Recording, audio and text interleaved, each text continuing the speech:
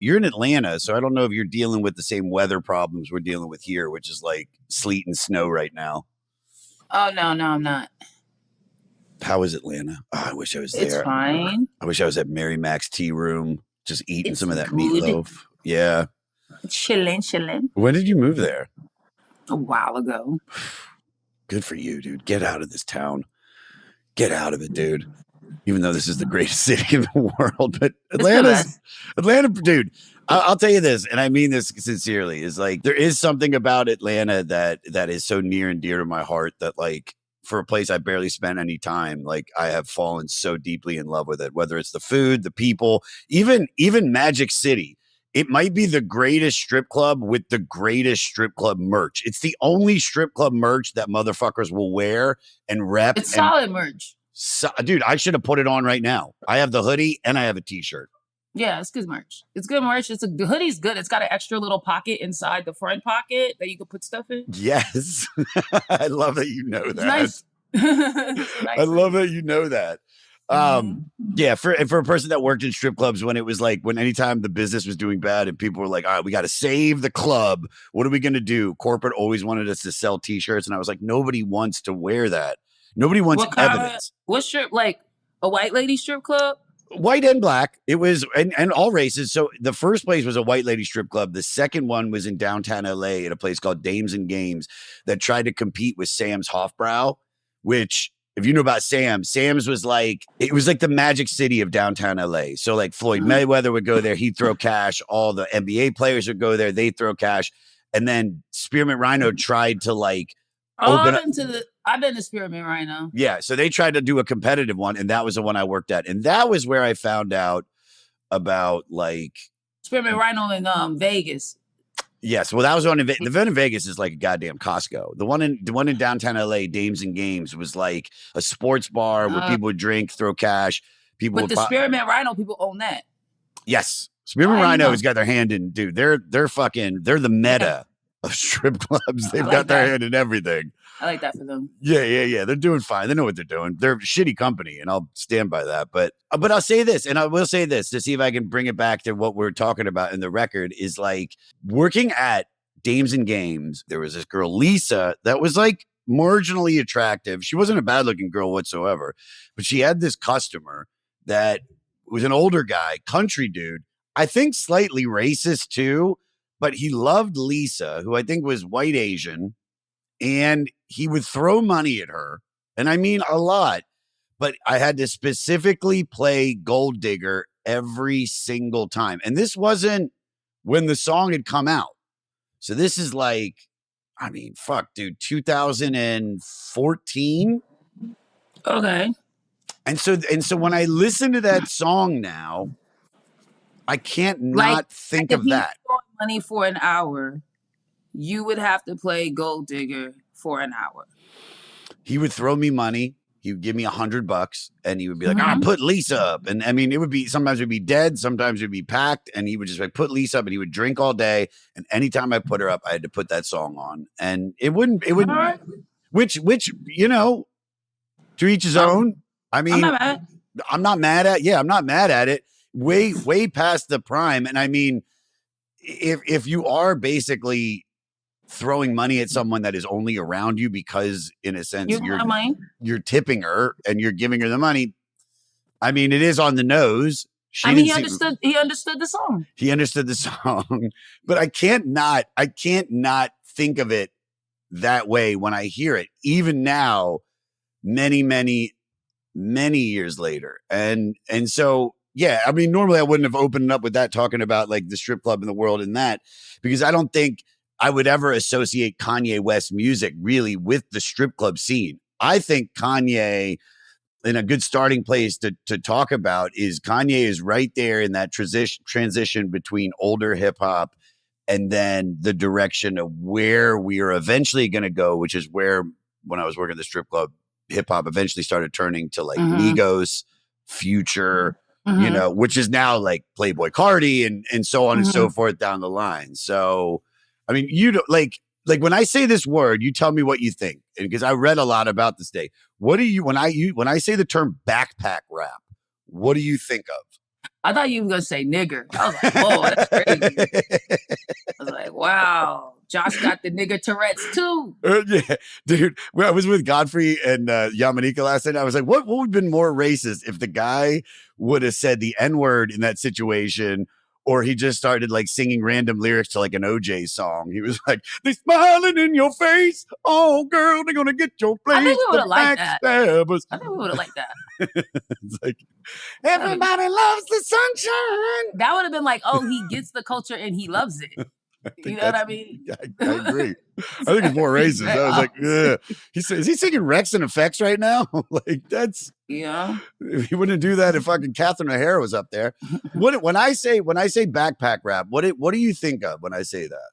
I guess even Drake kind of started as a backpack rapper, like a little bit. People would say very backpack rap influenced, you know what I'm saying? Or had backpack rap vibes. I'm talking like early mixtape Drake, Of course you would say like Talib, you're gonna say Mos. Who was my man? Charles Hamilton. Charles Hamilton. Why do I'm thinking of Anthony Hamilton, but I don't know Charles Hamilton. Who's Charles? Is that the real name for like part of that whole wave of like OK Player? The rootsy, the soul collective, the Erykah Badu, the Comedy, like Little Brother, and like when all those dudes were kind of blowing up off of those like sites and stuff. I guess I'll put Little Brother there too. I guess it spins all the way back to Tribe. I guess you could call Tribe Called Quest backpack rap. Black Sheep. Mm-hmm. I feel like it's a little weird because they were kind of also just their own rap. Like I feel like then it was like there was gangster rap and then there was just rap, and then backpack rap became something. In my opinion, I was born in '82, so it was like when Tribe and all that stuff was first happening.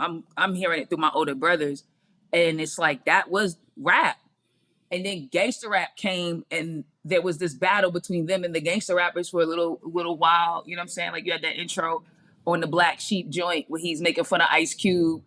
And then he's like, oh, and it's a bad dream. He's rapping like a gangster rapper. He's like, woke up, didn't choke up. Saw my AK, it was broke up. And then he wakes up and he's like, oh my God, I dreamed that I was hard. Like I dreamed that I was gangster. And so for me, it's like now we call those guys backpack rappers, but I feel like at some point they was just rappers, Yes. I didn't know you were born in '82. I love that because then this makes even more sense of like you get to walk like me, where it's like you remember the oldest of the oldest hip hop, which, and I'm talking like, listen, everybody, like that kind of shit. And then you've seen the complete evolution of the music, as you've grown up with it, which is, fucking Rakim, and you mentioned Tribe, and you mentioned NWA and Snoop Dogg and the gangster shit.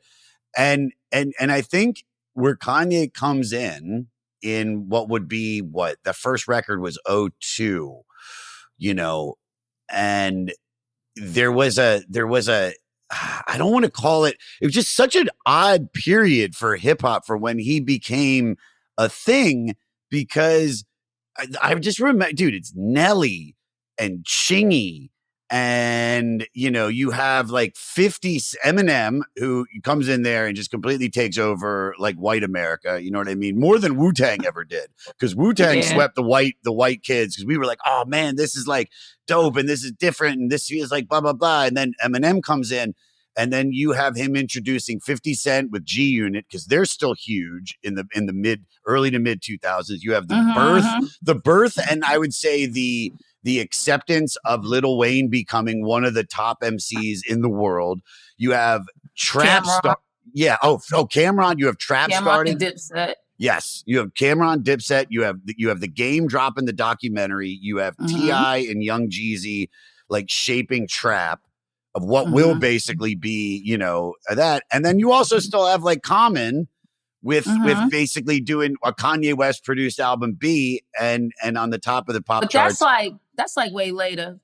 Yeah, but this is all like, but this is what I'm saying is like, and then dude, in 2005 when this shit came out, and I'm trying to go back to '02, but it's like, I mean, '02 when this came out, when the first record came out in '02, I would say it is, Janet Jackson and Creed and NSYNC. And so Kanye, I wouldn't say he fit into that. Like, what was that like? Like, because I mean, obviously, I'm assuming everybody fucked with Jay-Z. We all fucked with Jay-Z. Hard Knock Life. You know, he hadn't done he did some of his best music, but still like hasn't really, you know, he doesn't know the Black album yet. He hasn't, you know, he still, I don't think he's even linked up with Beyonce. There was also all these like little moments where, you know, Kanye got to splash and let you know he could rap prior to, you know what I'm saying? So you had that Kanye was on that Dame Dash, We Are the Champions joint. He was the last one to rap. So you kind of like anything Rockefeller was doing was buzzing. I do think we have to put that in perspective. If Rock was touching it, if Rockefeller was touching it, if Jay-Z was touching it, it was buzzing, period.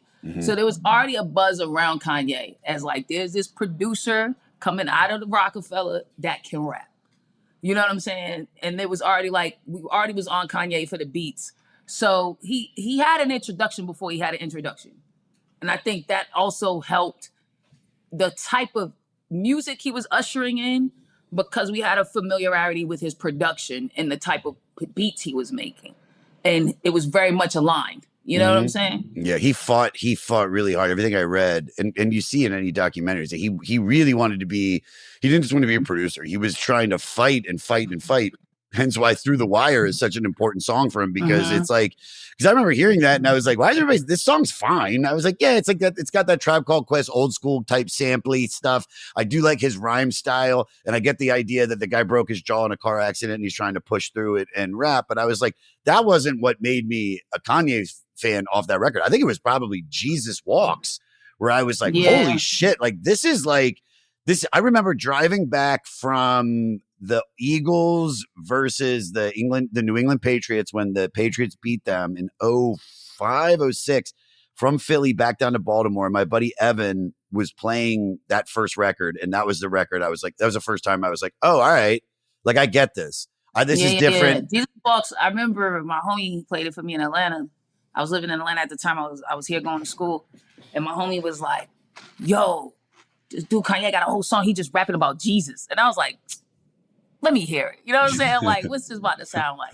And then I was like, oh no, this is hard. It's probably, it's probably one of the only few like spiritual songs that also is like, I mean, I've seen it used in like trailers for like the movie Jawhead, the Sam Mendes like Iraq war movie, and they used it perfectly. I've seen it in like ads for commercials, just like but we were primed for Kanye. Like, I'm a big Kanye West fan. Yeah, take me there. And was it immediate too, or was it like culturally we were primed for Kanye? Like, it was, you have this group of Black kids that are going to school or currently in college, right? Everything is gangster or like ex-drug dealers talking about how they used to sell drugs. We didn't really have no Tribe Called Quest type nigga at that moment. We just didn't have it. We just didn't have anybody that was kind of filling that void of like a person who just like wants to go to school and mess around with girls or hang out with guys, whatever you're into, sell your little bit of drugs. Like, he was just speaking to that struggle that wasn't like, yo, I'm not out here trying to be a drug kingpin, but yeah, I've sold some weed, and I also worked part-time at the Gap, and I may have done a little of this or that so I could buy a cool like little Honda Accord or a nice Techno Marine watch, but I'm pretty much just a good kid with some dreams trying to make something happen. And there was just no one talking to that in our generation. And I think that was a large part of our generation. And I say that because College Dropout comes out when I'm in college. Like, I am the audience at this time when this album is coming out. I'm Kanye's target audience. You know what I'm saying? And we were all eating it up. I mean, College Dropout had the HBCU fraternity step song in it. It was just speaking to everything we were experiencing and feeling. You know what I mean? Like, he just really hit the pulse. Yeah, it was immediately. Like, because I listened to that. We did College Dropout a while ago, and I think that might be I mean, I'm not gonna say it's my favorite Kanye record, but it's definitely in my top 3, and I think it is because it's like we talked about backpack rap, but it's backpack rap with pop ambition.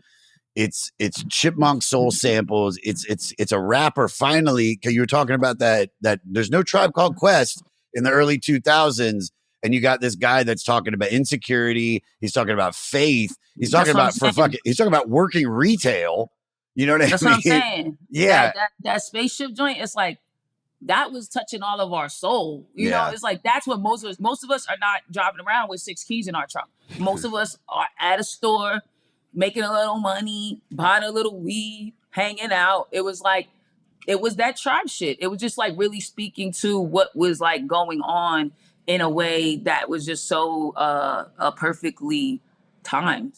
Yeah. I mean, and that record is And respected the culture. Like it was such on par with like culturally, like everything that was kind of going on. Like, cause he grew up on the same shit we all was growing up on. So the references and like using a comedian to carry those like skits through the album, and you know what I'm saying? Like all of that was just super fire. I mean, moving. I love that you said the culture too, because it at that point it's like he's moving it forward in not just in a way of like, you know, of music, but attitude and like positivity. And it's like he's still talking about shit. I mean, Christ, dude, in 2005, when this record comes out, you know, he has one of his first big, you know, which we're gonna get to. I want to talk about all the levels of him, which is he has one of his first big moments with the Hurricane Katrina. George Bush doesn't care about black people, and it felt like, you know, it didn't feel like he was hurting, or he's like parents wouldn't look at if they saw their kid listening to a Kanye West record, like a young black, you know, like, you know, family, they wouldn't be like, oh, turn this shit off, this is bad for you. They would probably be like, no, you could do this. This is good for you. This guy, you know, he's worked his ass off. He came from nothing. He loves his mama. You know, he's a fucking genius, and he's changing. And then also he's standing up for the little guy, you know, with the Hurricane Katrina thing. And so I think there was just nobody. I mean, nobody. I mean, NWA, Public Enemy, but in a much far aggressive way, an in your face way. This felt like one that not only could Black America listen to it. Yes. Oh, dude, I love that you said that. That's what it was. It was fly. It was like that's what made it so much like in tune with the culture we grew up with, because we grew up on that fly shit. We grew up on Jay-Z. We grew up on wanting to buy dope shit. That's why when he would talk about the conflict of like, we also grew up with a consciousness. You know, we're the generation that grew up on Spike Lee. We're the generation where there was still a very high level of Black consciousness within how we were being raised in a way that we don't even see today. You know what I'm saying? We were very aware of the Black Panthers and what they had done. We were very aware of Asada. We were very aware of all this stuff. It was in our music.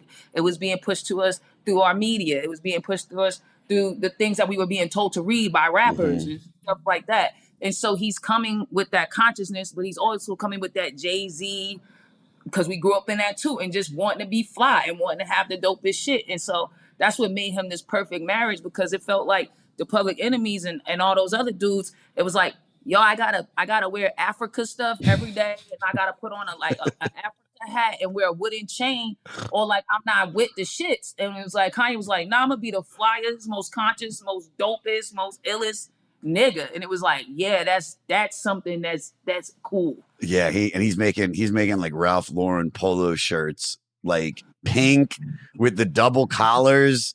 You know what I mean? Like, and it's always funny. Like, a brother would do it first, and then it takes off, and then eventually it makes its way down to fratty white kids, and they're fucking doing the same shit.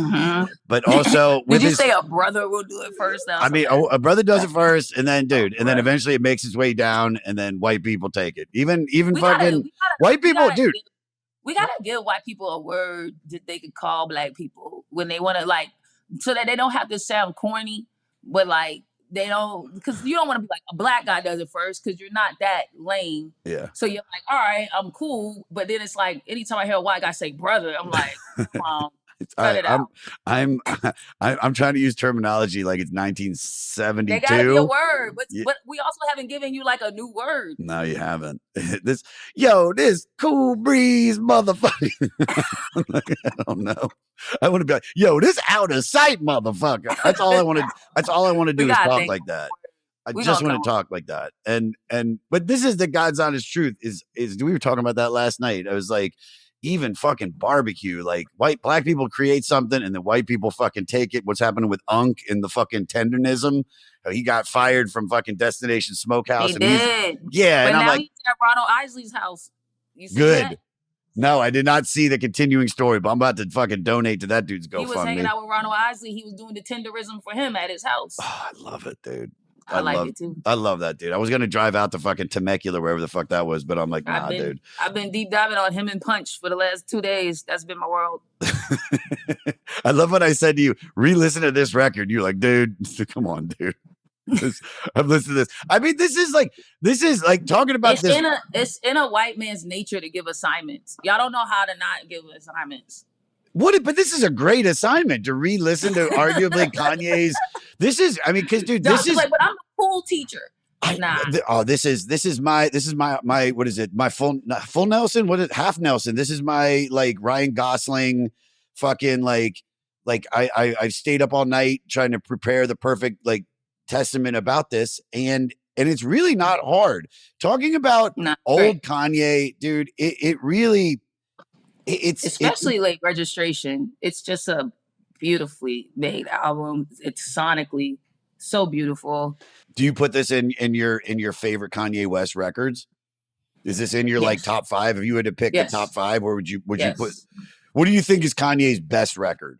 I would probably put Late Registration over College Dropout, to be honest with you. Interesting. Yeah, like I love College Dropout before the nostalgia of it. When I play it, I love it. And I will the last track is like something I'll just play when I just need to feel like motivated again, or just to remember why the fuck I'm doing what I'm doing, because it's such a great telling of how it all happened. But I listen to Late Registration way more. It's just a great album to listen to. Interesting. I mean, look, I'm not gonna. I listened to this back then. I listen to this now. I have a way different opinion on this one now, especially after going through some of the other records. I don't know if this is my favorite Kanye record, but I think this might be my favorite Kanye. Do you know what I mean? As a human being and as a person, I feel like this is him, because he's right, dude. He basically, with this record, proves that the first record isn't a fluke. He wins the Grammy. He cements himself as an auteur. He collaborates with fucking John. I think it's Brian, the guy. Let's say he has John Brian on the keys right now. Mm-hmm. You know what I'm saying? He's cinematic. It's everything. It's his ego has gotten far bigger. It's like this is Kanye basically upgrading from the dorm room producer to be like, why is there a full symphony in the booth? I mean, he's just really strong in his choice of samples and his lyrics. Also, the style of song, like this is when he starts to show you, like, you can't pin me into a style, right? You take College Dropout, we're talking backpack rap. That is a backpack rap album. Yeah. It's like we getting the boom to the bats in this thing. And he's just showing us, like, lyrically, like, I can hang with these dudes. Like, production-wise, you already know what I do. But you get into Late Registration, you got the last track, Late, I'll be late for that. That's such a different vibe in the sound.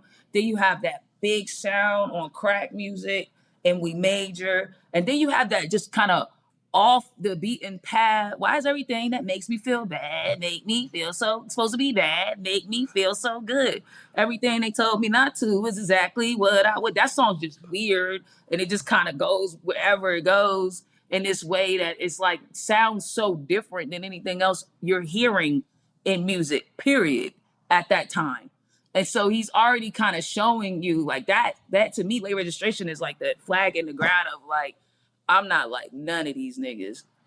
Do you put this record, like, if you had to rank everything by cultural impact for his records in particular, Where do you put this one? Because I think you put 808s and Heartbreak, because I think that's when he changed. He changed all the hip hop we're listening to now with that record.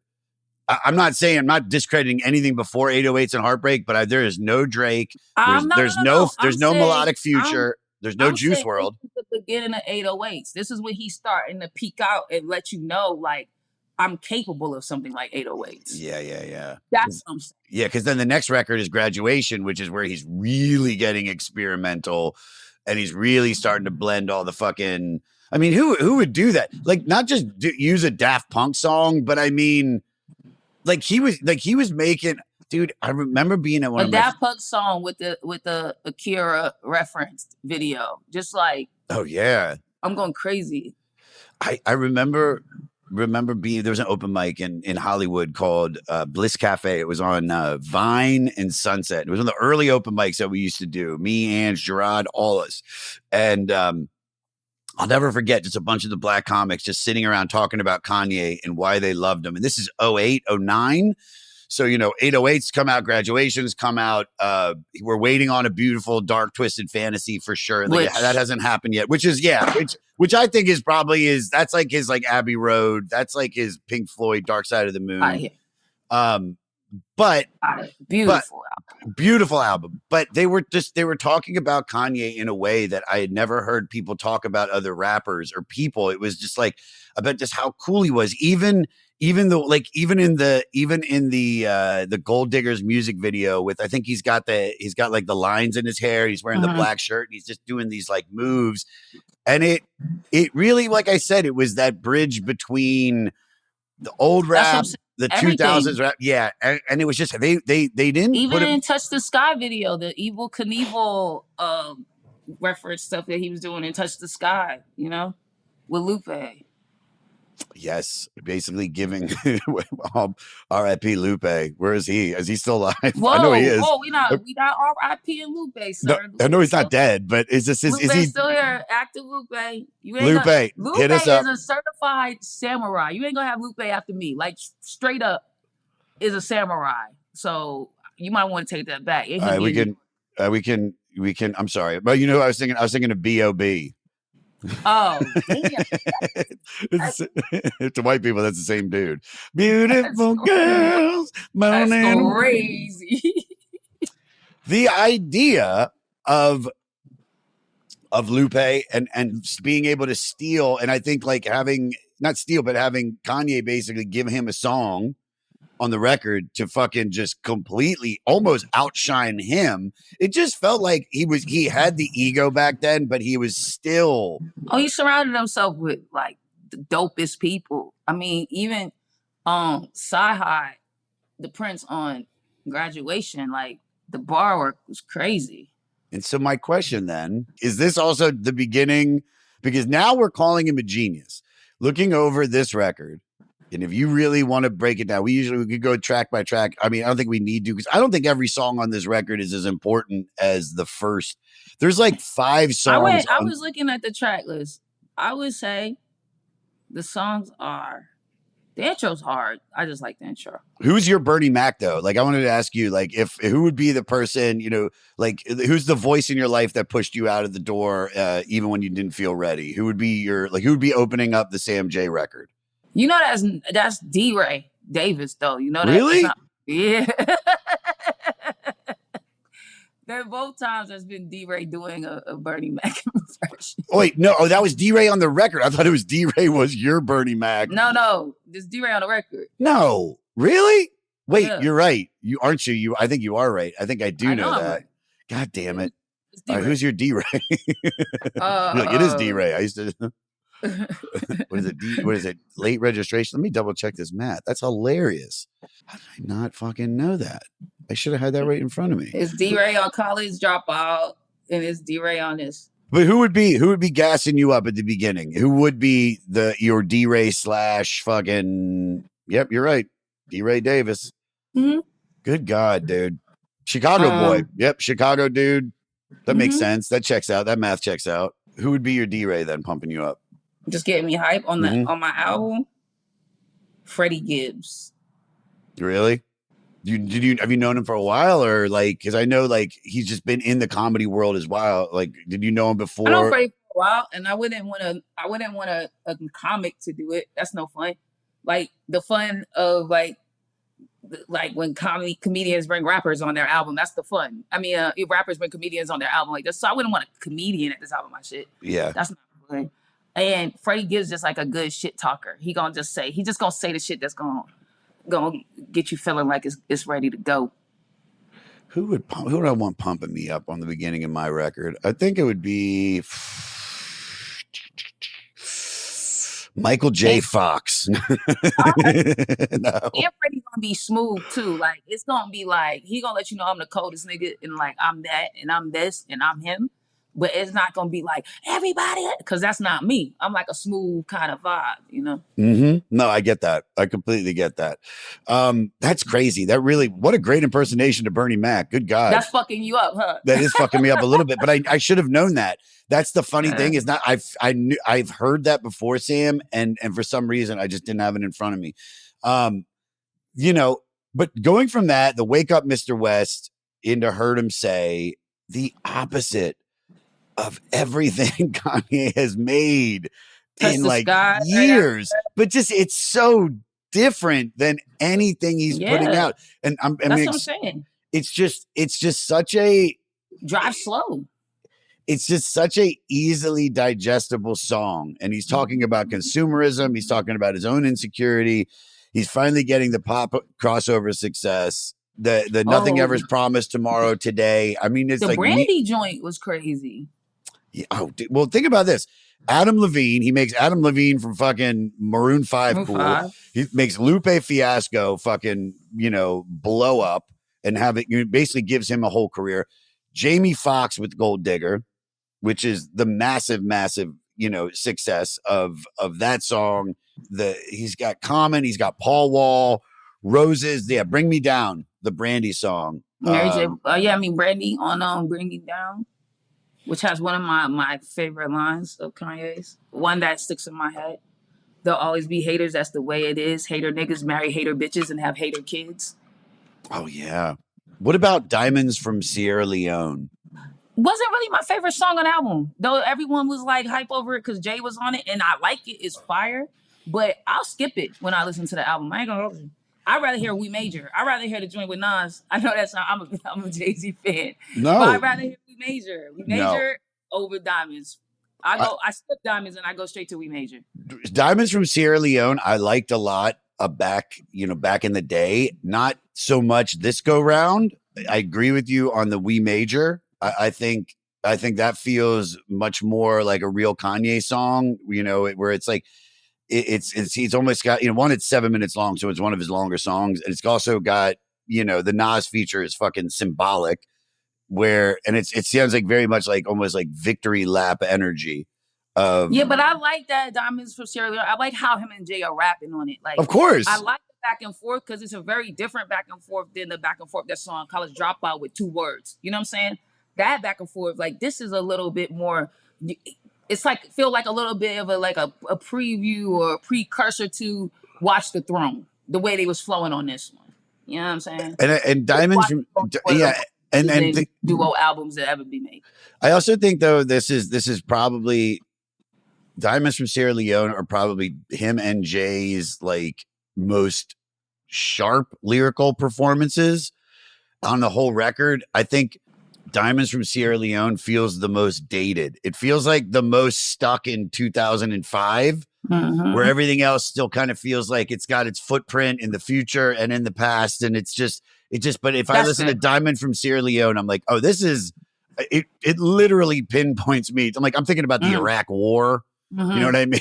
I'm like, all right, this is like Facebook is still just in colleges and iPods are still popular. Like that's puts you in a spot. Yeah. It really does.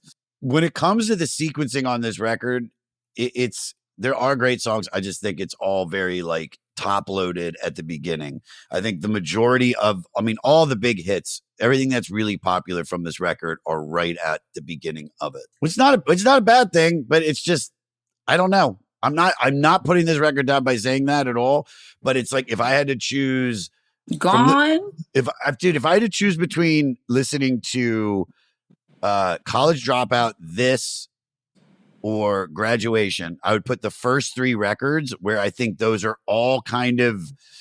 I mean, Graduation, it tends to have its foot more in the future than the other previous two, but it's like I think this would be the last one that I would pick in that order. I think Ooh. I would do College Dropout first, then Graduation, then this one. I think that I'm going.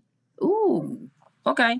I would play Late Registration, Graduation, and then College Dropout. Like kind interesting. of. Yeah. That's still what I would go. So I so like. I like Graduation, but there's something about the flow and the production on Late Registration that just, like I said, I could just play it. It's a vibe. it's sonically It's just produced like, perfectly. yeah, This is like, a perfect sounding record, like on every level.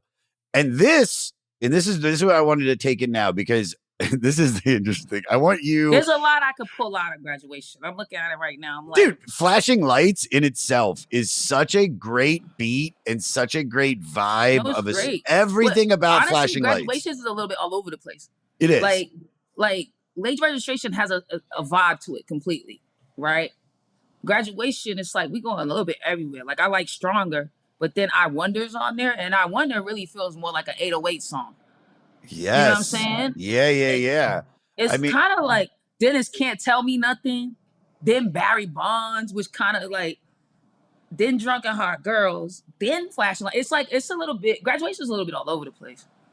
Graduation's a big deal for him too because it also marks the shift from soulful Kanye to like stadium Kanye. Now you're going to get him. He's not playing clubs anymore. He's playing like the stage is cool. Like we're not at the Pablo stage yet where it's like hanging and people are You can underneath. tell he's conflicted though.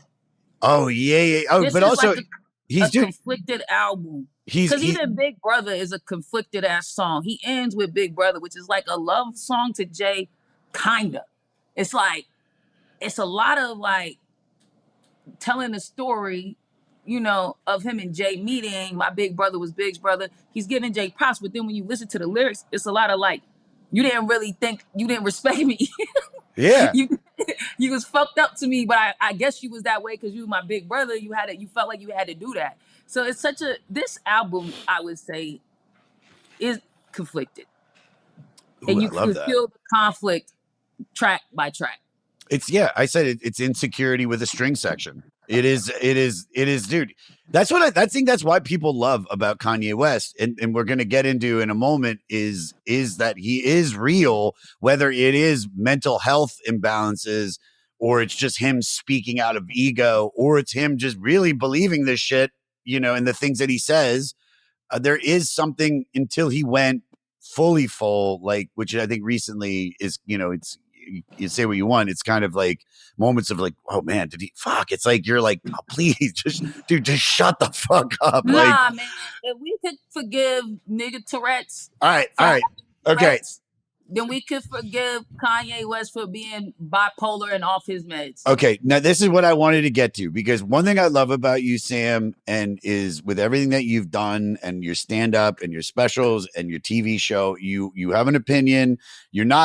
I'm not making you, what I'm about to ask you is, you're not going to be speaking for all of the Black community, but if out of anybody to do the Kanye records, because who have we had? We've had Neil Brennan. I think I had Cypher. I forget, maybe it's somebody else, but we haven't done a Kanye record since it all, I don't want to say crumbled, because it didn't crumble, because at the drop of a hat, and that's the thing, is that, okay, so here, let's start here. You know, how do I start this? Okay, I'm trying to think of how to do this right. Because it's like, I don't, okay. All right, I get what you're saying. I think I get what you're going. I have it written down. All right, here we go. Because Kanye can always drop some fire shit.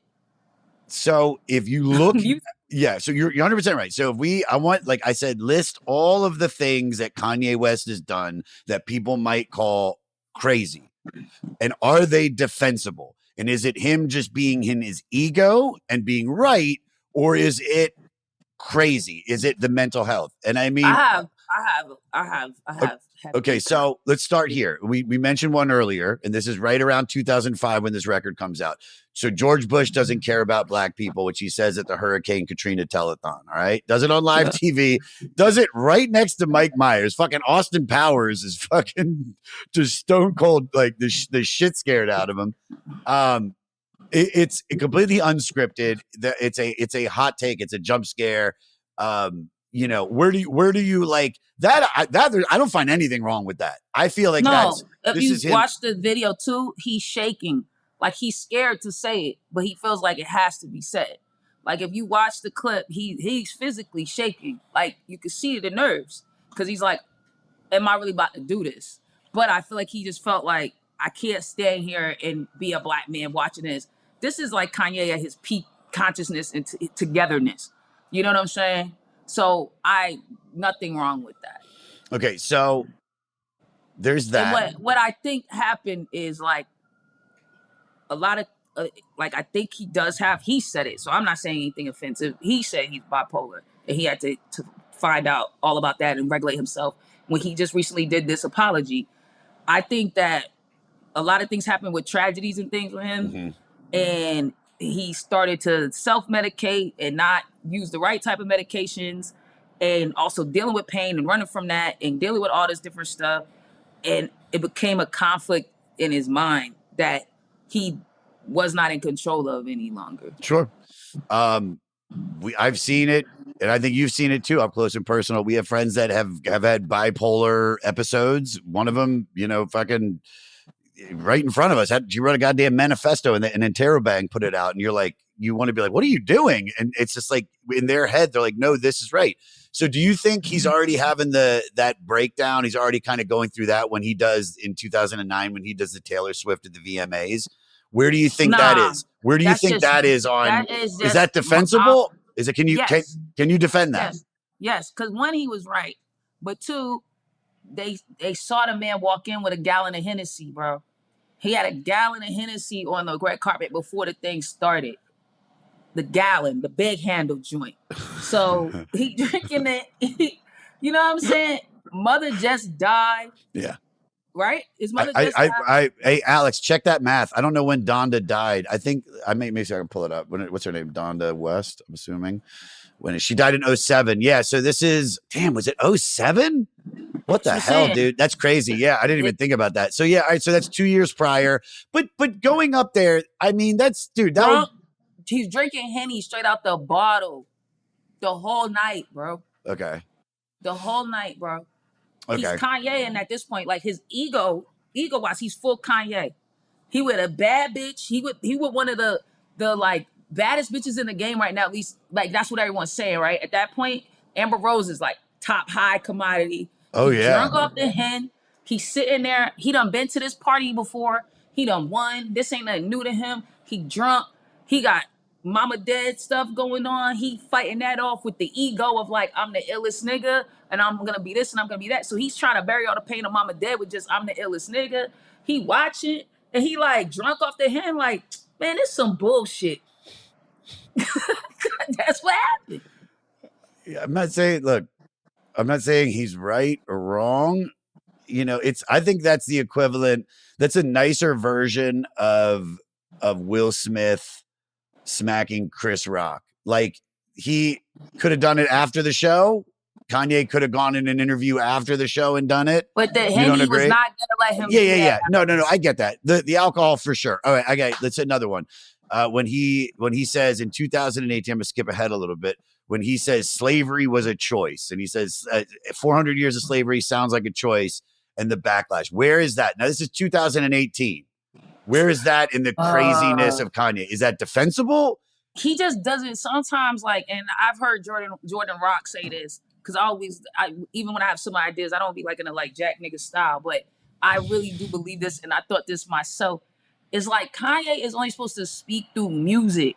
Yes. Like when he just be talking sometimes, it's like, bro, just don't just be talking. Yeah. Because I do, and this is gonna sound crazy to say, especially to you, but I do to some degree understand what he was trying to say, which is like, at some point, people just allowed themselves to be subjugated because mentally they just didn't think there was any other options. But someone had to make the choice to stop it. Like it all Okay. comes down to choices. Like in order for it to stop, some slaves had to be like, yo, I'm out of here. Some slaves chose not to be out of here.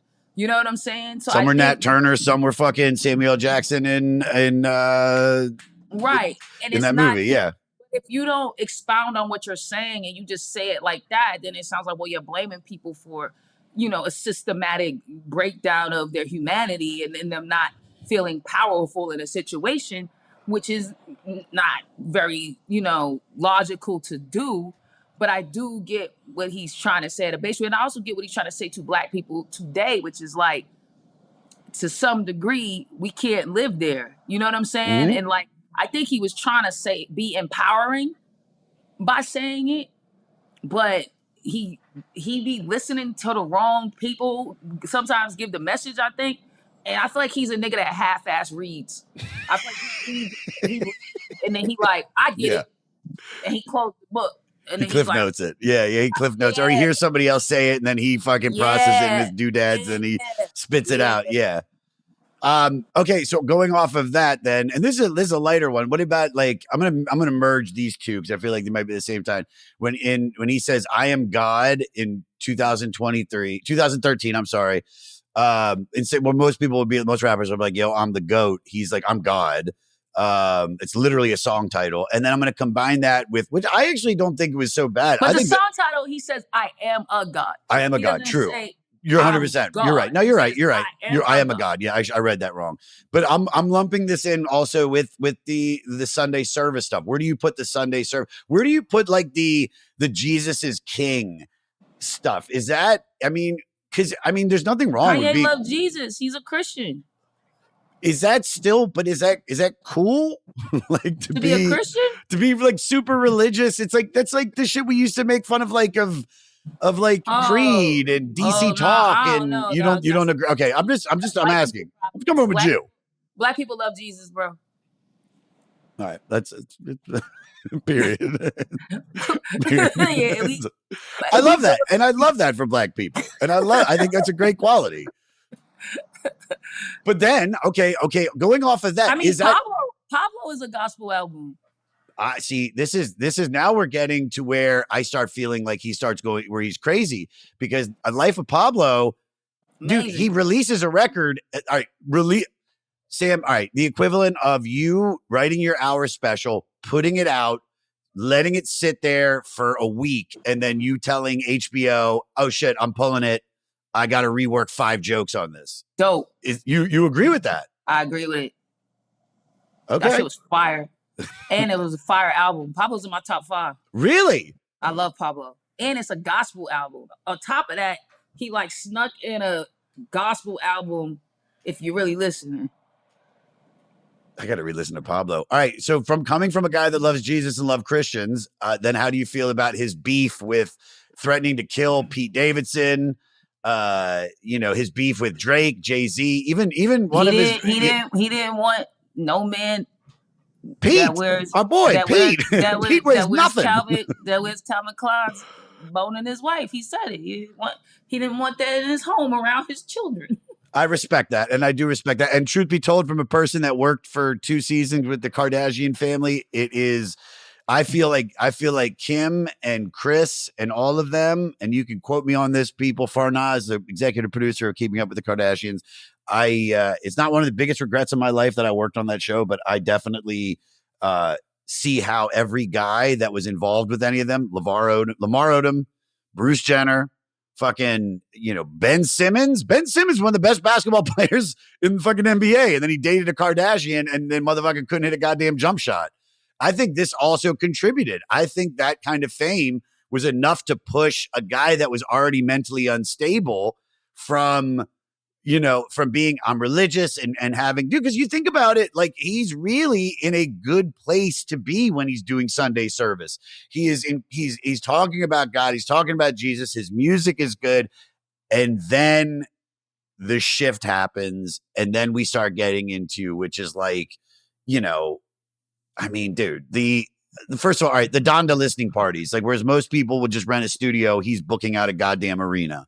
Is that crazy, or is that just cool, or is it crazy? Cool. Okay. Oh, crazy. Yeah. Okay. That's cool. And he had the dudes working out like they was in jail. Yeah. Push ups and shit. That was fire. I did think it was kind of dope having like Marilyn Manson there, and like, you know, look, it's so funny that he stole all his clothing shit. I mean, also let's keep in mind the man is bipolar and going through a divorce. He's doing divorced man shit. He's just like, my man cave is gonna be the Mercedes Benz. I'm gonna live in there, and I'm gonna do like, because he's bipolar. Yeah. No, dude. And going through an actual emotional experience. Okay, and both of those things happen at the same time. Totally. You're 100% right. He's out there. His ego's already fucking through the roof. I mean, the fucking South Park people fucking with the fucking, you know, the fish sticks thing. I mean, and this is the thing. It's like, it's not shitting on Kanye not being a talented artist. It's just like, he's just so in his head. So he's so in his head that he can then do what he did in 2022, which is make the comments that basically brought down, you know, his deal with Adidas.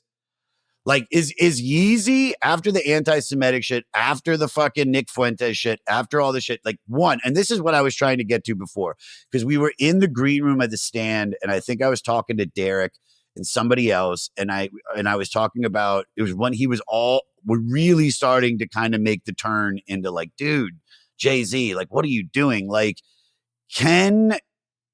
do you think black audience see Kanye less as a villain and more as like the brilliant cousin who just needs therapy? Like, is it defensible?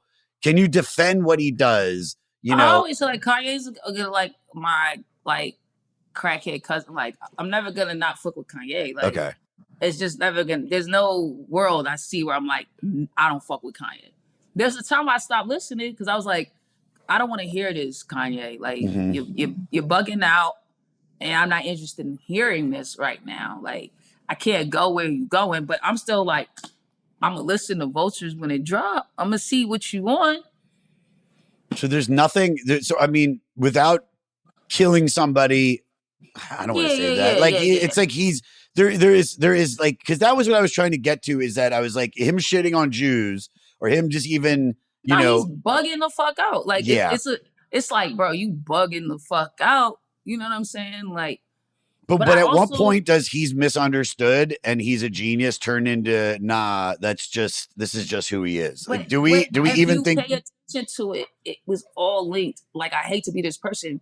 It was all linked to bipolar behavior. Mm-hmm. This is around the same time where there was right before the stuff, the anti-Semitic stuff really exploded. There was those sprinkles of it, right? Mm-hmm. Around this same time that's happening, there's a video of him going up to some homeless kid on the street and giving him mad stuff, and then being like, I'm gonna take you to the studio to make an album. Bipolar type behavior. Even I saw an interview with Kim where she was like, he would just give away our cars, and I would come home like for our cars, and he'd be like, I gave them to this person and that person. But she's like, but like, what are we gonna like ride in? You know what I'm saying? Yeah. When you learn about like bipolar, like, this is all very like it on par with bipolar disorder that is not treated. And when you have a circle surrounding you of yes people, and not necessarily maybe people that care about you the way that they should, or not even that they should, don't even know how to access you to care about you the way that they should because of what you become, and you just decide, yo, I'm not taking my meds, and like, nobody can make me, which they can't. And you still have money, you still have power, you still have access to media. People still want to interview you. Like, I hate to be like a soapboxy nigga, but a lot of what I felt was he's obviously fucking crazy right now. Stop talking to this man. Yeah. Stop putting a camera in his dude's face. Yeah. But also, like, it's clear he's going through something. The rants and how they would go, like, and I've been around people with bipolar. They get into these type of wormholes, dude, and they just go, and will string conspiracy after conspiracy and tell you it's this and that and the third. And truly, when it's happening in front of you, it's scary. And happening to somebody that is been so in control of their narrative their whole fucking career and is a genius and has changed music and fashion and everything. He is a fucking Yo, I cultural. used to say like my fear is that Kanye's gonna be our Donny Hathaway, What does that where mean? it's like Donny Hathaway was, had mental issues. I don't want to pinpoint it. I think it was bipolar disorder, but Uh-huh. he ended up killing himself. But it was like one of the greatest musicians to ever live, and kind of people were just watching him unravel in real time and not really knowing what to do about it. Yeah. Oh, I mean, that's happened so many times, but on the level of like them being, well, I mean, Michael Jackson. I mean, but I don't want But to, I mean, like the genius of Kanye. Not that saying Michael Jackson's a different, but like yeah, a because genius, but Michael like, was just keep fucking with his face and shit. And you're just like, dude, stop. yeah, Like, you're I'm saying good. like Like, you're, the mentally unraveling that it was clear as day was happening. It was like, yo, he's bugging out. let me ask you a question. Is there a difference between how Black Twitter jokes about him versus how like mainstream media condemns him? Like, what is the difference when it really comes down to it? Like when you hear CNN or any of the newspapers or any of the publications that are like shitting on him, for the song I Heil think they Hitler. create all the stuff he did because it's not important to them. Yeah. But it's important to us. So we're always going to have some level of that in our minds when we speak about them, but that stuff isn't really important to them. So they can be more, I guess, dismissive, where it's like where you would see, maybe sympathy for a white star that they understood, like it's a bad comparison because it's two totally different things. But, I often think about like, the way Hollywood just outcried for Robert Downey Jr. or Britney Spears. You know what I'm saying? Mm-hmm. Because they white Hollywood and white people understand the value of what that is. I don't think culturally they understand the value of what Kanye is. So their ability to be dismissive of him completely is easier. Well, for white people, I'll say this. I say they get to a certain place where they're like, all right, we can forgive that. All right, that's just him being a genius. All right, that's mental health. And I think people are just, when you start doing the fucking, I mean, and by the way, I got to admit, Heil Hitler, like as a song, I mean, Alex, if you have it, like, just don't play it. No, what? I was going to say play it in the background. Don't play it. It's catchy. It's a catchy song. Even when he's writing like the Hitler song. Yeah, it's catchy. It is catchy. It's catchy. I mean, because he's good at making music. He really is. Listen, if you're gonna be anti-Semitic, fucking he knows how to make music. That doesn't stop. He doesn't stop knowing how to make music, even if his shit is bugging out. You know what I'm saying? Yeah, I mean, I think that it's hard to say that you're done with somebody that you love and has done so much for culture and for so many people, like that he's turned on, and it's just like that this dude has just been through shit too. So it's like we kind of do give him a break. Is there going to be a place where there is no turning back for him though? Like that's, I think, to put a period on it is like, yeah, I mean, has he hit that, or is he on the verge of it? Where do you think? If 10 is he's done, where do you think we are in what he's done number wise? Like, where would you put it? Damn, we got a strong 8. That's fucking high, dude. We got a strong 8. Because that's right there. You can't negate that ego plays into all this. Yes, I could talk about the bipolar part of this, sure, but also his ego is a part of this. You know what I'm saying? I'm sure there's people who have experienced him in real time who would be like, "Nah, Sam, you don't get it. He's not the kindest dude." You know what I mean? Yeah. Like he's not the chillest guy to be around type shit. So I think there's a combination going there. Because you don't have a lot of people like in his life, in his circle, that are like running to be like, let's shelter him and shield him. And I'm like, well, I wonder what that's about, So I think you got to hold some responsibility to Ye as well, Mm-hmm. So I put it at an 8. I put him at an 8. Yeah, I don't look. I think he just put out that apology, and I think he's medicated again, and hopefully, But also that's choice too at that point, right? The same way that he talks about like slavery is a choice. It's like we're at the point where this has been kind of a back and forth with you. With I'm on my meds, I'm off my meds. When he released Ye, it was I don't need my meds, fuck my meds, and I get that is a struggle that a lot of people who have bipolar disorder have, and how the meds may make you feel, how it makes you feel stifled in your creativity and all these things, and you're trying to find that balance. And I don't know that struggle, and as a creative, I have to say that probably feels like one of the worst things in the world. But now we're at a place with it where it's like, well, if you go off your meds again and start screaming about Jews, you starting to be out here making choices. Yeah. And I think there's only a certain point where you can say, oh, it's just genius and ego without guardrails. And it's just also the speed of media just amplifying everything and taking it up to the next level because they're trying to get clicks, and when you mix mental health with money and then people around him not saying no to him, of course it's going to get twisted. But, on a lighter note, before we do the final questions is like, do you think we'll be talking in the future about Kanye's music or what he said off the record? What do you think is going to be? Both. Do you think he's still got great music coming, or?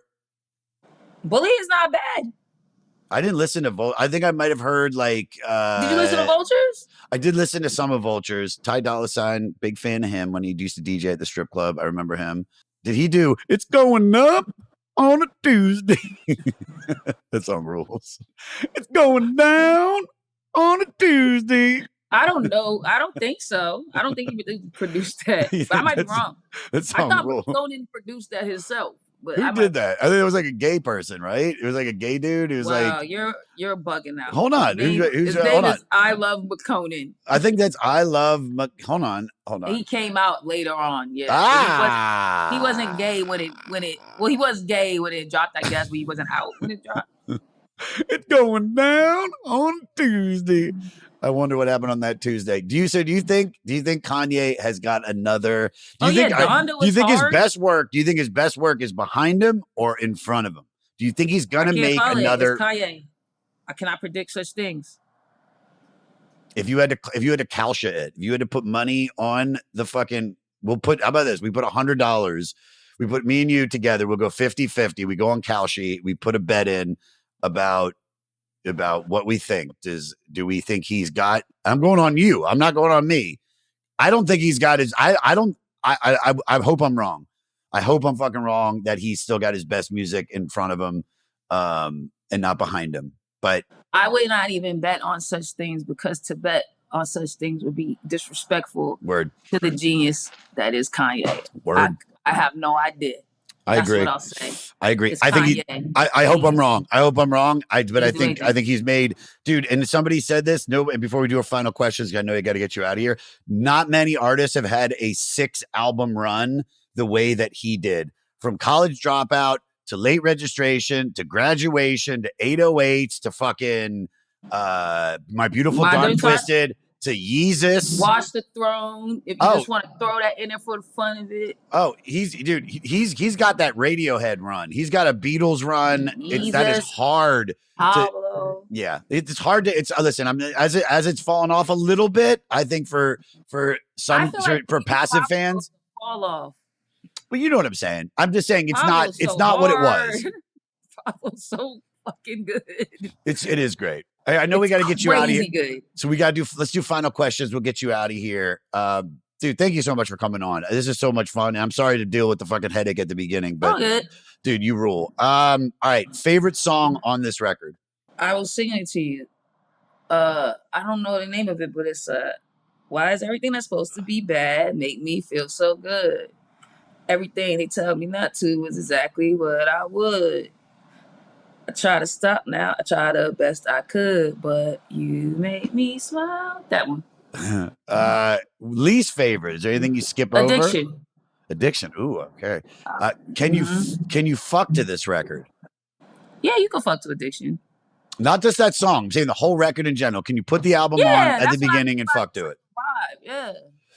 I'm not saying you can't. I don't know if it's not like it's. I think it's not. I think 808s and Heartbreaks is a little bit more of a sexual record. Can we say minus the skits? Yes. Oh God, yeah. Please. But that's also because white dudes like to fuck to Incubus, so that's why you would say 808s is a more sexual record. It's well, 808s is a very it's like trip hop. It's like Portishead. It's like Massive That's Attack. what I'm It's saying. yeah, Y'all like to fuck to that type shit. very.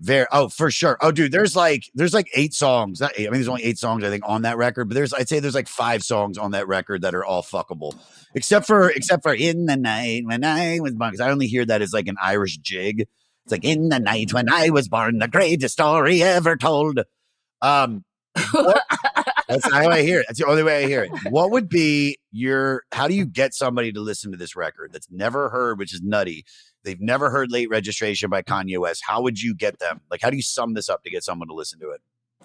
Like, do you want to have one of the best sonic experiences of your life? You should listen to this. I love that. I think like we talked about, it's a perfectly produced record. I think this is basically. I mean, it's like that in Yeezus as far as sonically. Oh yeah, for sure. And Yeezus is a fucking underrated record too. I mean, just I was just arguing with somebody about this. I don't even remember who it was, but I was like, Yeezus is fire. You're being crazy. Fire. Fire. And I think this is the beginning of what we've talked about: the chaos, the ego, the tweets, the hats, the stadium sleepovers, the presidential side quest. Black Skinhead. This one we start to hear a little bit of him being like, I'm playing with stuff. Yeah, and I think if you look at Touch the Sky with the stadium level anthem and Gold Digger with this radio domination and Roses and Hey Mama and the political fire of crack music. I mean, you can go on and on. It's just that this is what happens when talent and a chip on your shoulder, because that's what he's got, and an orchestral production, they all collide. And a let's not forget, and a like real consciousness and a real being raised in the culture. Yes. You know, that's what happens. That's the mix. I think late I think this is the best way to say this if anybody's ever listened to it. This is basically Kanye West not just being a genius, he's trying to convince the world that he's a genius. And he does a fucking great job at stating his case. And I think when you talk about artists and you talk about a cultural debate about an artist, you can't not listen to this from front to back and not hear the hunger and hear the confidence and hear the insecurity behind all of the bravado. And I think to get to where we're gonna get with Kanye, this record is his most vulnerable in explaining what he's going to do. And I think eventually then it just takes off with My Beautiful Dark Twisted and 808s and Heartbreak and so on and so forth down the line. I mean, it's just, promote away, Sam. What do you got coming up? I mean, you know, are you on the road? When does this come out? It comes out tomorrow. Oh, then I will promote Philly. I'm in Philly next weekend at the Punchline, Philadelphia. So that's March, I want to say 14th through the 15th. And then got me looking at my calendar. So I'm going to take that again. Go ahead. You got it. Take your time. We're good. Wow. 12th through the 14th. All right. I'm in Philly. March 12th through the 14th. I'm kidding. I'm in Philly. I'm in Philly March 12th through the 14th, man, at the Punchline. I love that club. If you in Philly or in that surrounding area, come out. Then I'm in Pittsburgh at Bottle Rocket Social. Come out to that. That's that Sunday, the 16th, I believe. Or the 15th? Yeah, that's Sunday the 15th. Bottle Rocket Social in Pittsburgh. And then I'm going to be in Australia at the Melbourne Comedy Festival for an entire month. So from the 22nd of March until the 20th of April. So come to some of my shows if you're in Melbourne, if you live in Melbourne, if you're hearing this from Melbourne. If you want to hop that hour flight from Sydney to Melbourne, come pull up on your girl. We have a huge Australian audience. Australia, England, they're big. So come out. If you've never seen Sam, ladies and gentlemen, Fleece Army, we always bring good guests. Sam, I can't thank you enough for coming on, babe. This is so much fun. Please come back. We've got 115 episodes left, so we got more. But dude, you were great. Thank you, babe. No problem, dude.